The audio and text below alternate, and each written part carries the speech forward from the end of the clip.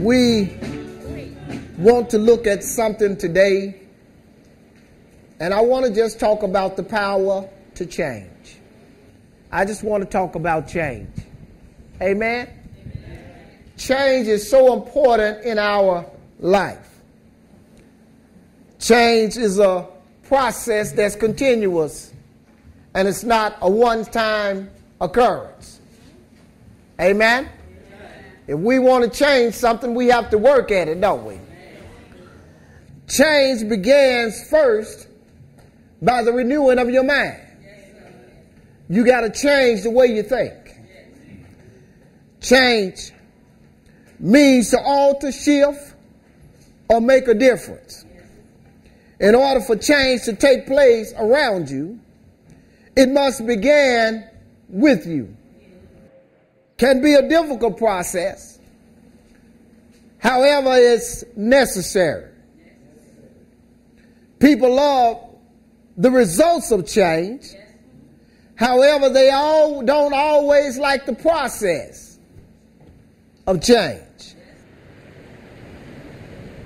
Given what is happening over in the Beltline and some of the problems they have, you have to admit that they do have some problems. With about 5% of the population, 95% of the population, at least in my view, are wonderful people. It's the element that they have over there that aren't wonderful people, that are driven by different things. Recognize that there are some folks living in the neighborhood who are a bad influence, and that some of them really do need to be held accountable for their actions, whether that's pit bull fighting, and they've had that problem over there, or whether that is a crack house.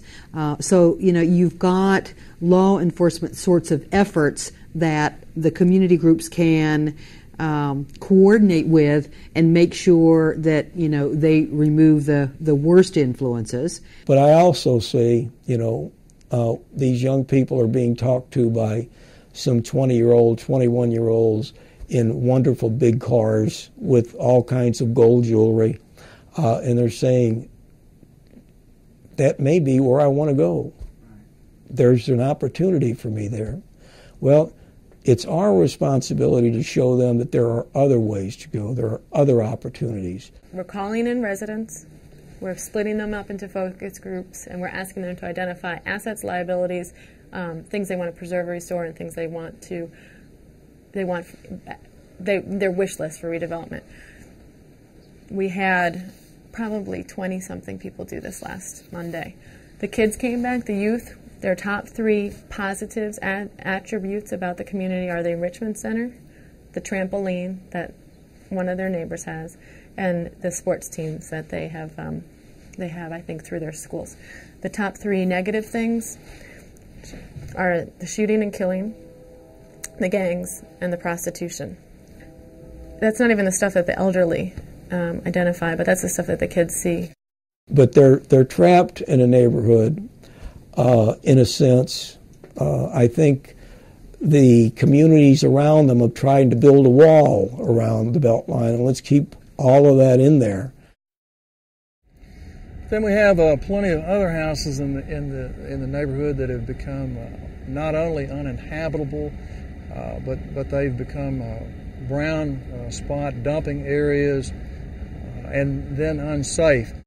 Imagine what it would be like to have to go through this tunnel on your way to school every day as a young child, and trash laden, and sometimes with floods, and through all of this, these concrete walls, it's like having to go through into a new world.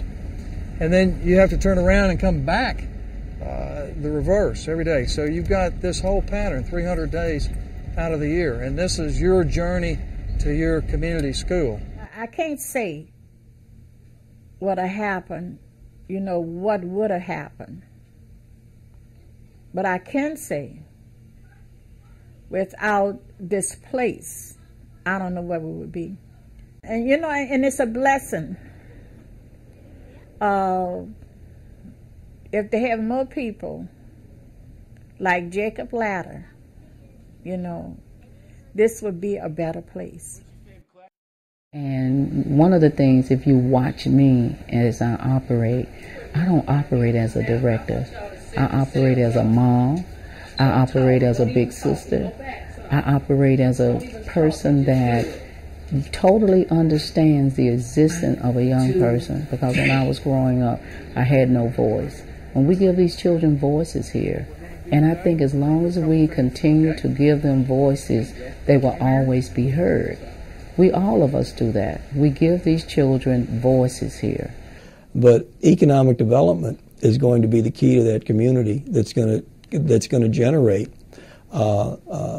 resources back to the community. You know, I think it's just an investment. You have to make an investment. And I think the return on investment in a neighborhood like the Beltline produces a much bigger return on investment than if you invested in East Memphis, because every dollar you invest in there is going to be put to very, very good use. And that's the same way I feel about the Beltline. When somebody makes an investment in the Beltline, it's going to have an immediate impact. It's going to affect lives. It's going to bring about change. How old are you, Larry? 9 years old. Do you like coming here? Yes, sir. Why do you like coming here? Sometimes I like coming here for like helping the community and doing my homework down here. It's just like a special time being down here.